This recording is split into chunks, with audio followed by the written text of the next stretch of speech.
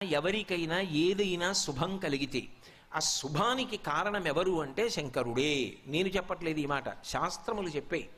శుభములన్నీ కుప్పలు తెప్పలుగా ఆయన పాదముల దగ్గర పడి ఉంటాయిట. ఆయన అనుగ్రహించాడు అనుకోండి, ఓసారి ఇలా అంటాడు అంటే అది ఎగిరి వెళ్ళి ఇంటికి తోరణంగా పట్టుకుంటాడు. అందుకే ఒక గడుసు కవి ఒక మాట అన్నాడు, నేను ఓ పువ్వు పట్టుకొచ్చి మీ పాదాల మీద వేశాను అనుకోండి, నేను వేసినది ఇది పువ్వు, మీ పాదముల మీద ఉన్నది ఇది పువ్వు. నేను ఒక పువ్వు పట్టుకెళ్ళి మల్లికార్జున లింగం మీద వేశాను అనుకోండి, పరమ ప్రేమతో వేశాను అనుకోండి, ఆ పువ్వు ఓ ఏడాది తర్వాత నా ఇంటి మనవడు. నేను ప్రేమతో వేసిన పువ్వు 2 ఏళ్ల తర్వాత నా ఇంట్లో మనవరాలు.